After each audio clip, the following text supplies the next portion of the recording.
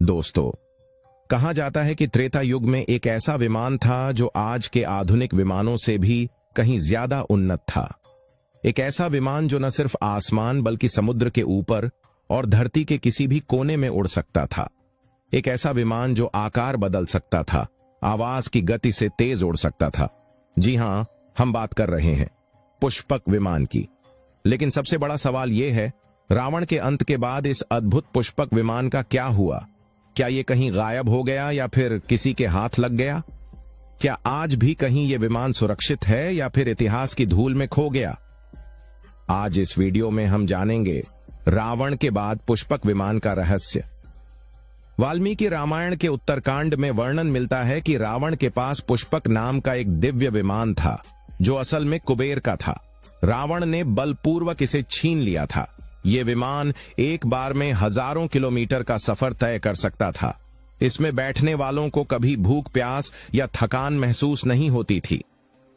पुष्पक विमान का निर्माण विश्वकर्मा ने किया था।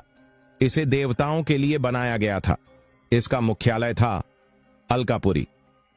इस विमान की सबसे बड़ी खासियत यह थी कि यह पायलट की सोच के अनुसार दिशा बदल सकता था। बस मन में सोचना भर था और विमान उसी दिशा में उड़ने लगता था। रामायण की कथा के अनुसार पुष्पक विमान कुबेर का था, धन के देवता। लेकिन रावण ने तपस्या करके ब्रह्मा से वरदान मांगा और अपनी शक्ति के बल पर कुबेर को हराकर उसका पुष्पक विमान छीन लिया। पुष्पक विमान ही वो यान था जिसमें सीता माता ने लंका की सैर करवाई थी और उनके दुखद पलों के साक्षी बने थे ये दिव्य विमान। लंका युद्ध के बाद जब श्री राम ने रावण का वध किया तो विभीषण को लंका का राजा बना दिया। विभीषण ने पुष्पक विमान को श्री राम को सौंप दिया। रामायण के अनुसार श्री राम ने पुष्पक विमान से सीता माता और लक्ष्मण के साथ लंका से अयोध्या की यात्रा की थी। कहते हैं ये यात्रा बेहद रोमांचक रही। विमान में बैठकर श्री राम ने भारत के कई महत्वपूर्ण क्षेत्रों को देखा। इसका वर्णन रामायण में विस्तार से मिलता है।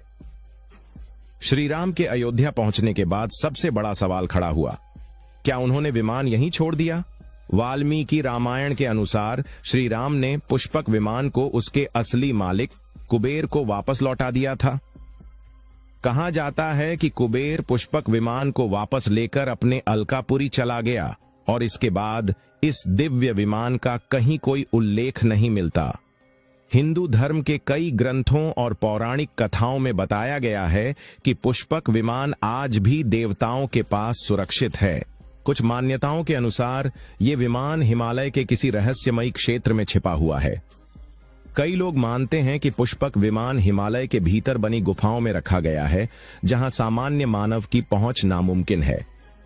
कुछ शोधकर्ता दावा करते हैं कि पुष्पक विमान का तकनीकी ज्ञान ही प्राचीन भारत के वैमानिक शास्त्र का आधार बना। पुष्पक विमान के बारे में सबसे दिलचस्प बात यह है कि इसमें आज के हवाई जहाजों जैसी तकनीक का वर्णन मिलता है, जैसे vertical take off, level flight, speed control और ऑटोमेटिक नेविगेशन।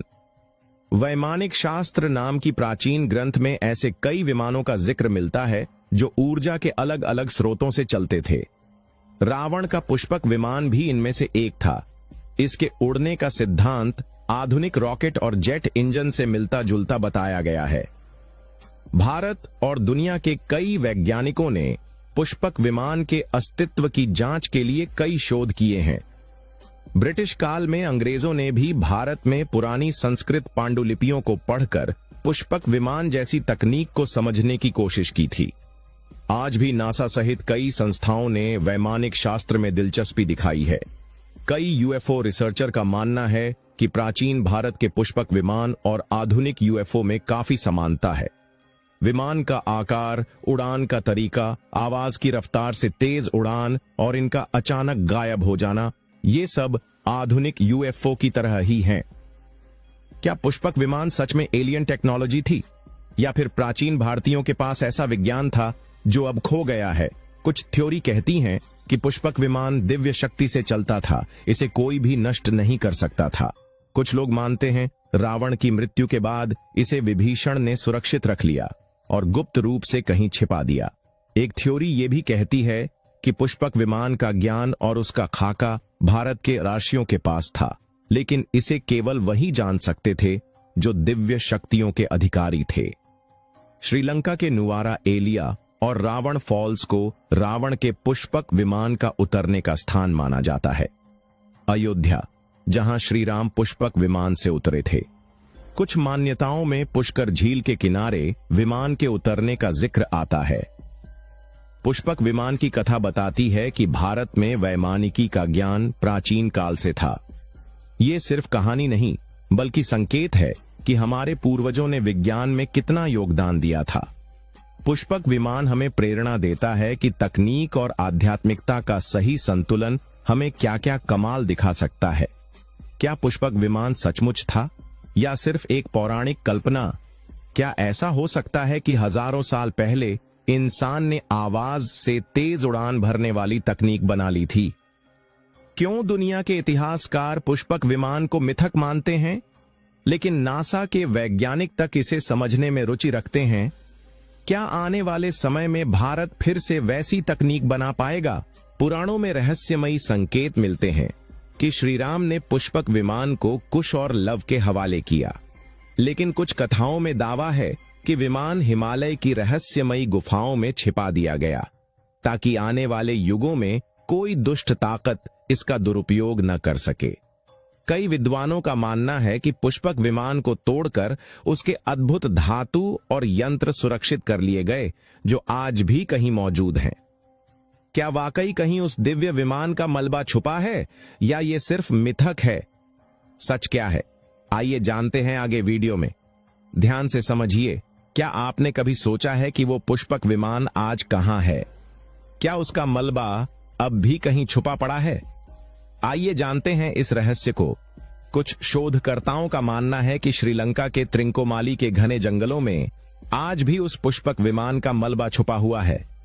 वहां के स्थानीय लोग कहते हैं कि उन्होंने रात में आसमान से आती रहस्यमयी रोशनी देखी है और कई बार धातु जैसी चीजों की चमक जंगल की गहराई में दिखाई दी है।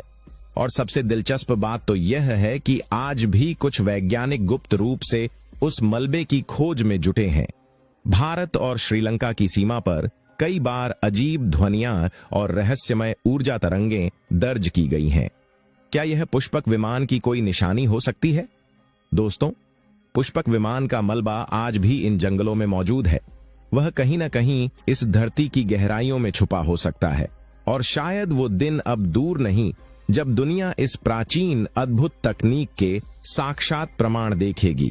अगर आपको यह वीडियो पसंद आई हो तो इसे लाइक करें, शेयर करें और नीचे कमेंट में जरूर बताएं।